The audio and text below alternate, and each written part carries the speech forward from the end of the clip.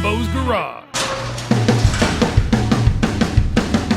Good afternoon, everyone, and welcome back to Jimbo's Garage. Well, if you do a lot of welding and metal fabrication like I do, then I know you're going through a lot of flap disc, cutoff wheels, and grinding wheels.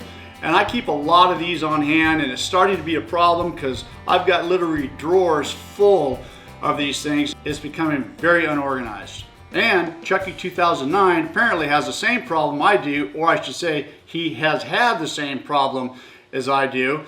That he has created a rack, a storage rack for his discs and wheels, which I thought was a great idea, and I kind of like to do the same thing for mine. It'll help me get a lot organized. I've cleared a space underneath my welding table. Mine's going to be a little bit different.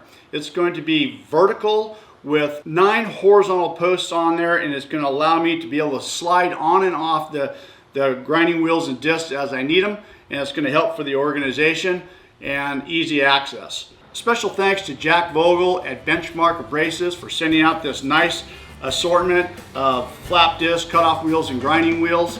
We'll be putting these to use in the very next videos to come.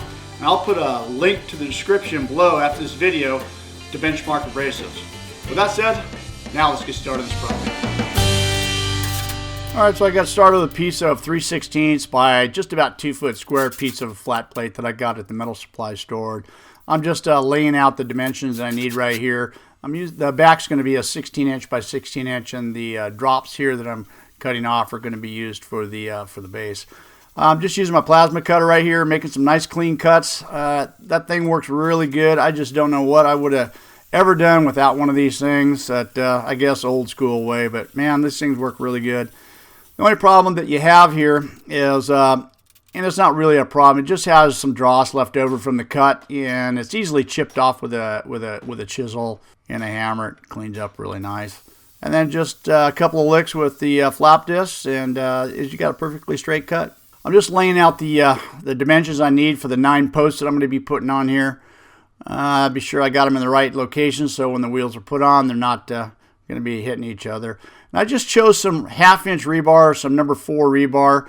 For the posts. I'm cutting them right at about 10 inches long, and I figured with the ridges on the rebar, that's going to help them the wheels from not sliding off, because they are going to be horizontally mounted there. And I'm just cleaning them up on the belt sander there. Now I'm tack welding these things on, and I'm actually putting them on about a 5-degree angle upward.